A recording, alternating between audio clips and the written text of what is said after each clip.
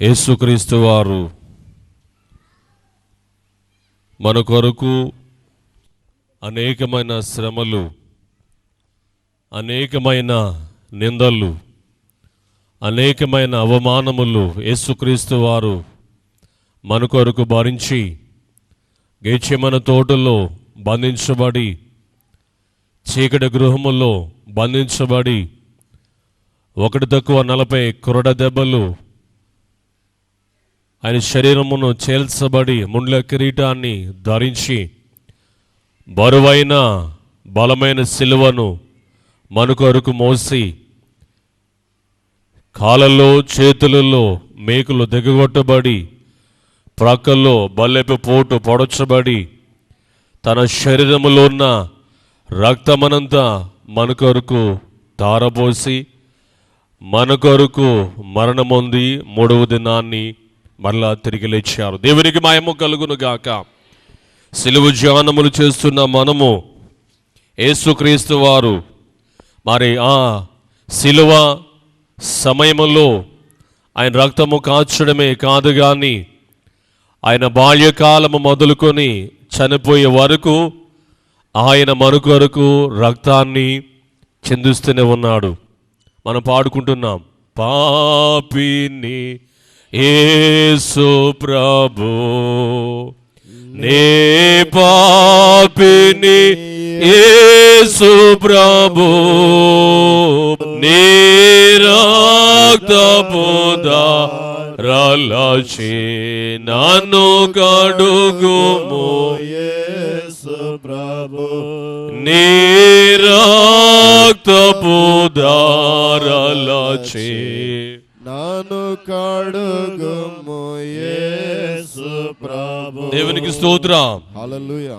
నీ రక్తపు ధారలచే నన్ను కడుగుము. యేసుక్రీస్తు వారు కాచిన రక్తపు ధారల గురించి క్లుప్తముగా మనం ధ్యానం చేసుకుందాం. లూకా సువార్త 2వ అధ్యాయము 21వ వచనాన్ని చదువుకుందాం.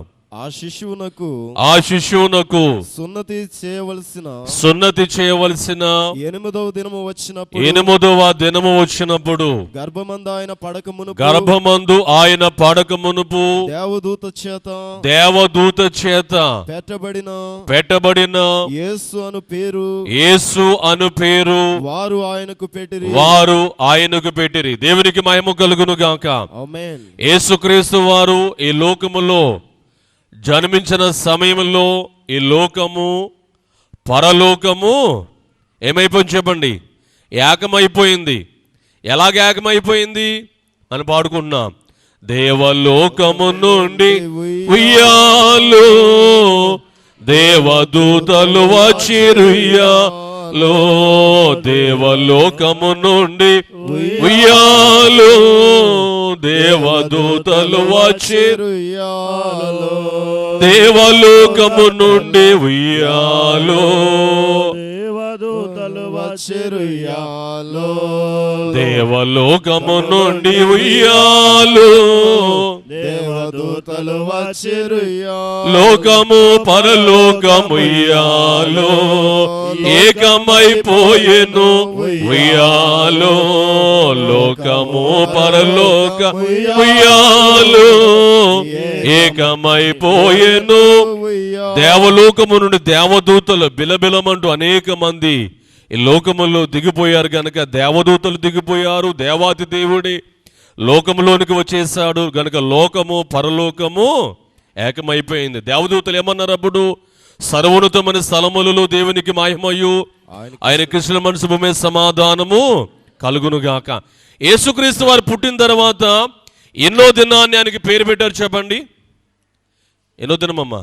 8వ దినాన్ని యేసుక్రీస్తు వారికి యేసు అని పేరు పెట్టారు. లూకా సువార్త 2వ అధ్యాయం మొదటి నుంచి మనం చదువుకున్నట్లయితే, ఆ దినములలో సర్వలోకమునకు ప్రజాసంఖ్య వ్రాయవలెనని కైసరు ఆగుస్తు వలన ఆజ్ఞాయను. ఇది కొరియైన సిరియా దేశమునకు జరిగిన మొదటి ప్రజాసంఖ్య.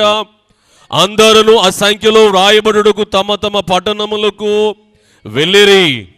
యేసేపు దావీదు వంశములోను గోత్రములోను పుట్టినవాడు గనుక తనకు భారీగా ప్రదానము చేయబడిన గర్భవతి ఉండిన మరియుతో కూడా ఆ సంఖ్యలో వ్రాయబడుటకు తమ తమ పట్టణములకు యోదియాలోని బెత్లెహేమ్ అనబడిన దావీదు ఊరికి వెళ్ళెను. దేవునికి మహిమ కలుగును గాక.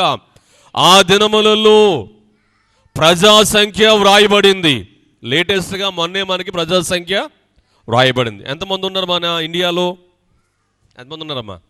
121 కోట్ల మంది ఉన్నారండి పైనే. ఎన్ని కోట్ల మంది అమ్మా? 121 కోట్ల మంది పైనే భారతదేశంలో ప్రజలు ఉన్నారు. మరి ప్రతి ఊరిలో మన గృహానికి వచ్చి తండ్రి పేరు, తల్లి పేరు, బిడ్డల పేరు అన్ని పేర్లు తీసుకుని వెళ్ళారా లేదా? వెళ్ళారు. మన పేర్లు ఎక్కడ రాయబడ్డాయి? మీ పేర్లు ఎక్కడ రాయబడ్డాయి? మీ ఏ ఊర్లో పుట్టారో ఆ ఊర్లో మీ పేర్లు ఆ గ్రంథములో రాయబడ్డాయి.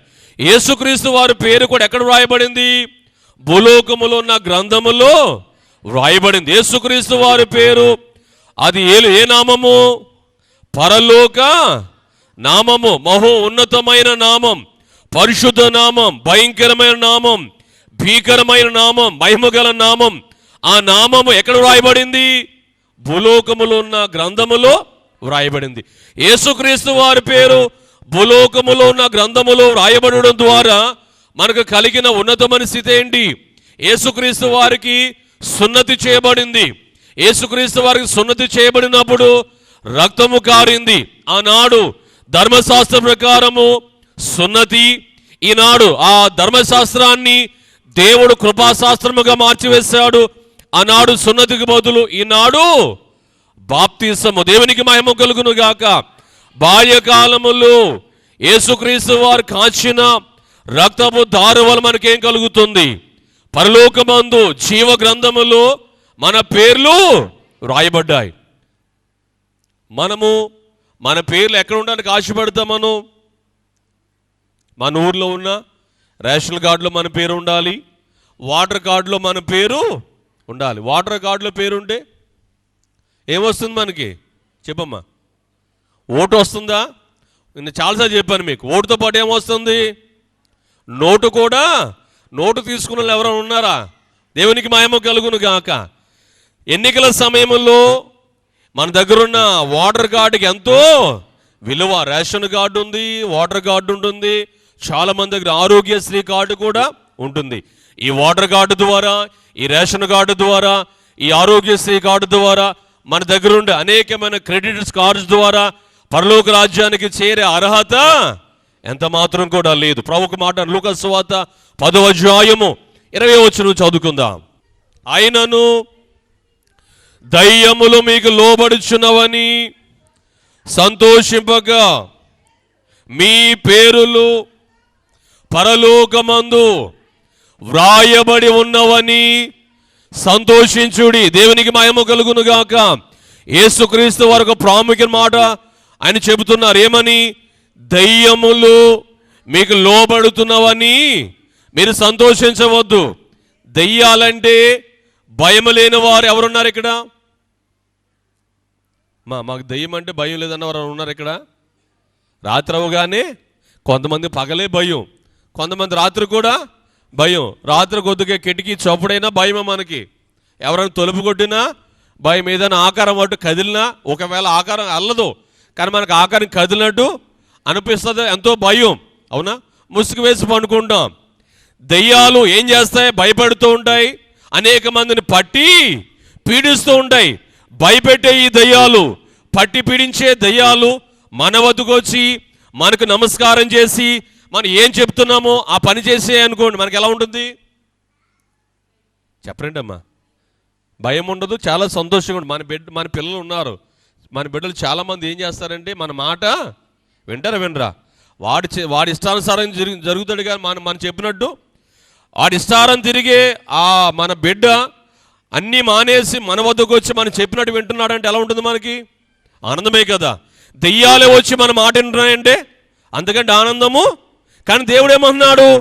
దెయ్యాలు మీకు లోబడుతున్నావని మీరు సంతోషించవద్దు. అంతకంటే సంతోషం ఏంటి? పరలోకమందు జీవ గ్రంథములో మీ పేర్లు వ్రాయబడ్డాయి. ఈ లోకములో ఉన్న గ్రంథాలు మన పేరు వ్రాయబడం అది పెద్ద గొప్ప ఏం కాదు, కానీ జీవ గ్రంథములో మన పేరు వ్రాయబడాలి.